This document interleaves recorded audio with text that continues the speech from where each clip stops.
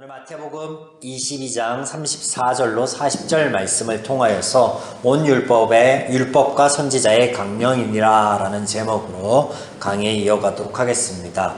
마태복음 4장에서 예수님께서 요한에게 침례를 받으신 후에 광야에서 사단으로부터 시험을 받으시는 장면이 등장합니다. 이때 세 가지의 시험에서 예수님께서는 하나님의 말씀으로 이 사단을, 마귀를 단칼에 물리치심을 우리가 보았습니다.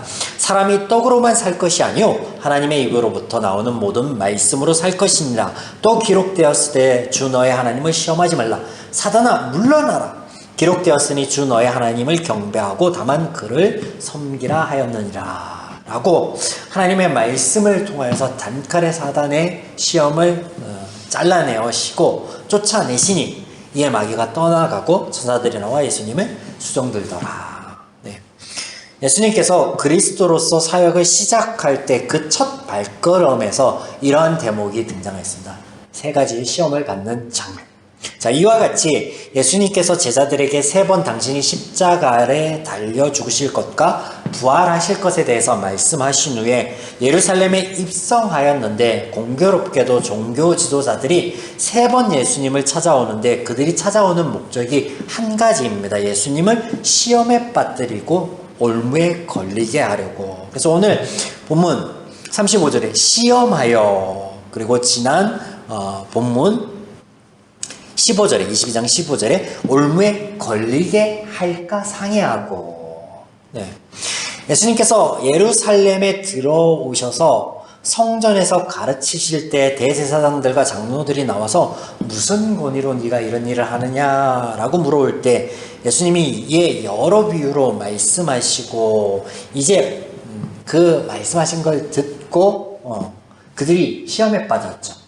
그래서 자신들이 빠진 것과 같이 예수를 올무에 걸리게 하려고 시험에 빠뜨리려고 나와오는데 그 첫 질문이 로마의 세금 문제를 들고 나왔었고 지난주 두 번째 시험이 결혼 문제를 들고 나온 것이었습니다.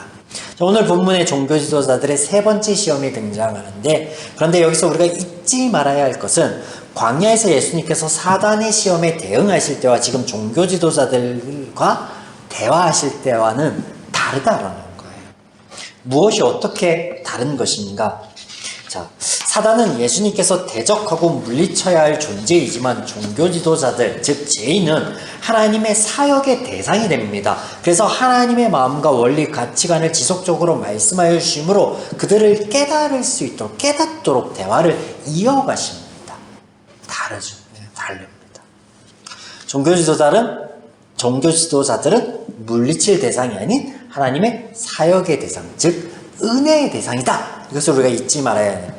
또 한 가지 잊지 말아야 할 것은 여느 때와 같이 종교 지도자들과 예수님의 대화가 오고 가고 이어지고 있으나 종교 지도자들의 말과 예수님의 말씀이 본질적으로 다르다라는 것이에요. 그들은 죄적 가치관에서 하나님도 하나님의 말씀도 오해하고 있다라고 예수님께서 말씀하셨죠. 반면 예수님께서는 그들 질문에 답을 하시는 것 같아요. 그들이 물어오는 것에 대답을 하시는 것 같으나 대답이 아니라 하나님의 말씀, 하나님의 마음과 원리를 투영하여서 그들을 가르치시고 계시다라는 거. 이걸 잊지 말고 이 동일한 세 번째 시험으로 찾아오는 이 대목을 우리가 보아야 되겠습니다. 자, 그래서 지난주에 이어서 오늘 예수님께 나온 종교 지도자들, 사두개인들의 질문에서 그들의 오해가 무엇인지 먼저 살펴보신 후에 예수님의 말씀을 살펴보겠습니다. 36절. 선생님, 율법 중에서 어느 계명이 크니까? 여기 유대인이 말하는 율법의 계명이요 613개가 있다라고 하죠. 그들이 창세기 1장부터 신명기 34장까지 하나님의 말씀을 찾아보니 하나님께서 긍정 혹은 부정어로 하신 모든 명령들을 세워보니 613가지였다라고 합니다. 특별히 오늘 예수님께 다가온 사두개인은요, 대제사장인 사독의 후예들로서 율법을 특별히 강조하는 부류입니다. 그리고 철저하게 지키고자 하는 사람들입니다. 그들이 이 613개의 계명 중에 가장 큰 계명, 중요하다라고 여기는 계명이 무슨 말씀이냐면 쉐마의 말씀이에요. 바로 신명기 6장 4절로 9절 말씀.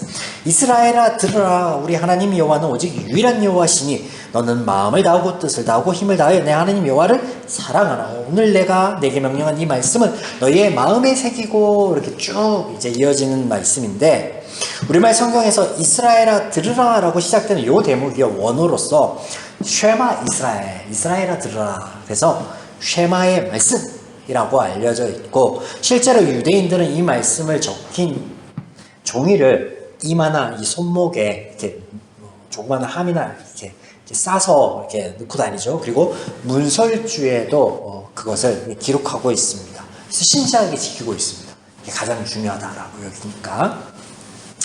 그러나 서두에 말씀드렸듯이 이것이 뭐라고요? 오해라고요. 오해. 하나님에 대해서도, 하나님의 말씀에 대해서도 너희들이 오해하고 있다. 하나님을 사랑하라, 섬기라는 말씀이 왜 그러면 오해일까요?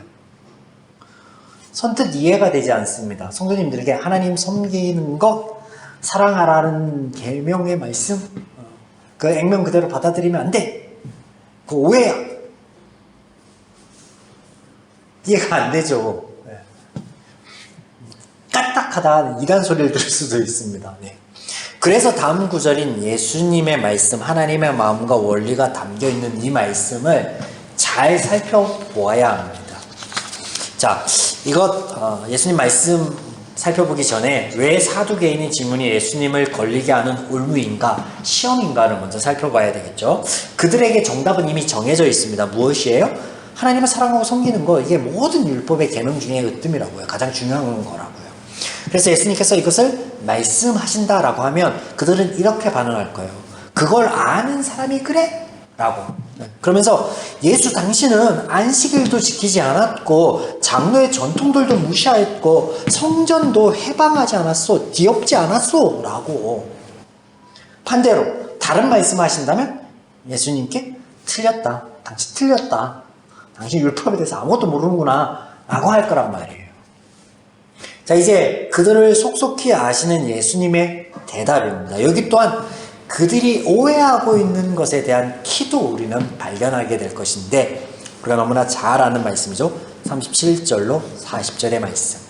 예수께서 이르시되 내 마음을 다하고 목숨을 다하고 뜻을 다하여 주 너의 하나님을 사랑하라 하셨으니. 그들이 잘 알고 있는 계명으로 시작하고 있죠. 이것이 크고 첫째 되는 계명이요 둘째도 그와 같으니 내 이웃을 내 자신과 같이 사랑하라 하셨으니 이 두 계명이 온 율법과 선지자의 강령이니라. 저와 여러분이 너무나 잘 알고 있는 이 말씀에서 두 가지를 꼽자면 뭐예요? 하나님의 사랑과 이웃 사랑입니다. 참고로 40절 말씀, 이 두 계명에서 온 율법과 선지자가 나온다. 이 두 계명에서 온 율법과 선지자가 의지한다라는 말씀이에요. 이게 강령이다라는 게. 자, 여기 예수님의 말씀에서는 앞서 사두개인이 오해하고 있는 것과 같이 첫 번째부터 613번까지의 하나님의 말씀의 순위가 있다라고 하시는 것이 아닙니다. 이것을 깨고 있는 거예요. 중요한 게 있고 덜 중요하게 있는 게 아니라 서열 자체가 없다라는 걸 말씀하세요. 그래서 다시 말씀드려서 하나님 사랑이 첫째고 이웃 사랑이 둘째다라는 말씀을 하시는 거야, 아니에요? 그게 아니라고. 이게 오해라고요. 이게 오해라고요. 왜냐면 예수님께서 하나님을 사랑하라, 이것이 첫째고 둘째도 그와 같다. 뭐예요? 첫째와 둘째가 같다라는 거예요. 서열 정리가 아니라 똑같다라는 거예요. 그러므로 이게 틀렸다는 거고, 또한 우선순위의 문제도 아닙니다. 이웃 사랑과 하나님의 사랑이 같을진데 하나님을 먼저 사랑하라 라고 말씀하신 것도 아니에요. 이것도 오해예요. 자, 그렇다면 예수님께서 정작 말씀하시는 것, 하나님의 마음, 하나님의 가치관, 하나님의 원리는 무엇인가? 이웃 사랑하는 것이 하나님을 사랑하는 거예요. 나를 사랑하는 것이 하나님을 사랑하는 거예요. 이웃을 사랑하는 게 하나님을 사랑하는 것이고 이웃을 사랑하는 게 나를 사랑하는 거예요. 이 모든 것이 같은 거예요. 하나님의 마음에서, 하나님의 원리에서, 가치관에서 그것이 같은 거라는 거예요. 하나님께서 이스라엘에게 또 우리에게 주신 말씀은 하나님을 섬기거나 사랑하는 방법론이 결코 아닙니다. 우리가 그간의 성경 강해를 통해서 살펴보았듯이 그 말씀을 우리가 따르고 지킬 때 얻어지는 유일한 것은요, 생명력 있는 우리의 삶입니다. 자유함과 평안과 기쁨이 깃든 삶이에요. 삶. 지난주 부활에 관한 말씀을 한번 떠올려 보십시오. 부활이 몸이 다시 살아나는 것이 아니라 하였습니다. 하나님과의 관계 가운데서 죄인의 삶은, 죄인의 모습은 죽어있는 삶, 죽어있는 모습이었고, 반대로 이것을 하나님께서 회복시켜 주실 텐데 십자가 사역을 통해서 그렇게 해서 회복되어서 하나님과 동행하는 삶, 하나님의 말씀을 따르고자 하는 삶, 그 안에서 우리가 하나님의 약속된 어떤 기쁨과 평안과 자유함을 누리는 것, 이것이 생명력 있는 삶이고, 그 모습이 뭐라고요? 그 관계가 뭐라고요? 하나님과의 관계가? 그게 부활이라고요. 그러므로 하나님께서 하시는 말씀의 의미를 잘 파악해야 되는데, 율법이 그렇습니다. 하나님을 사랑하거나 섬기라고 하시는 말씀이 아니라 그 말씀 때문에 내가 행복하는 거예요. 내가 생명력 있는 삶을 살아가는 거예요. 기쁨의 삶을 누리는 거예요. 하나님의 말씀으로 우리가 이런 생명력 있는 삶을 살아가는 것, 그것을 하나님께서 영광을 받았다, 또 찬양을 받았다라고 하시는 거예요. 때문에 이전 예수님께서 말씀하시는 것이 비로소 이해가 되는데, 어떤 대목들이 이해가 되냐면, 하나님을 위하여 가족을 버리고 재물을 버린 자가 얻는 것이 진정 무엇인가라는 거예요. 순위의 문제가 아니에요. 천국에서 첫째가 되고 둘째가 되고 먼저 된 자가 나중되고 나중되고 뭐 이런 얘기가 아니죠. 하나님을 위해 버릴 것, 헌신할 것 자체는요, 아예 없다라는 것을 말씀하시는 거예요. 버려서 얻는 것이 있다라고 한다면 오직 한 가지만 있습니다. 뭐? 죄. 그거 하나 말씀하시는 거예요. 그래서 오늘 말씀에서도 하나님을 사랑하고 싶어? 너 자신을 사랑해. 너 자신을 어떻게 사랑하는데? 하나님의 말씀을 옳게 분별하고, 그래서 우리 삶 가운데 적용해서 지키고 따르고자 해서 그 안에 하나님의 약속된 은혜들을 누려. 그러면 내가 행복하잖아. 내가 자유하잖아. 내가 막 기뻐. 그럼 하나님이 찬양을 받아. 하나님이 영광을 받아. 그것을 통해서 하나님이 뭐예요? 너의 섬김을 받았다. 너의 예배를 받았다라고 하시는 거예요. 그런 하나님의 마음, 하나님의 원리, 우리를 사랑하셔서 은혜를 베푸시고 십자가를 지시는 그 하나님을 마음과 하나님의 사역을 이 말씀 안에서 투영하여 주시는 거예요. 너희는 율법을 가지고 어떻게 하면 하나님을 섬길까? 라고 고민하느냐? 아니요. 청개구리죠, 죄인들. 하나님은 내가 너희를 섬겨줄게. 하나님이 우리를 섬겨주신다 라고 창세기 선포하시는데, 우리가 하나님을 섬길게요. 아니, 나의 섬김을 받아. 이렇게 말씀하시는 거예요. 오늘 이 대화가 그런 내용이라는 거. 자, 이런 사랑하는 여러분, 이런 하나님의 마음을 알아서 또 말씀을 바로 분별하고 또 받아서 누릴 수 있는 저와 여러분이기를 주님 이름으로 축원드립니다.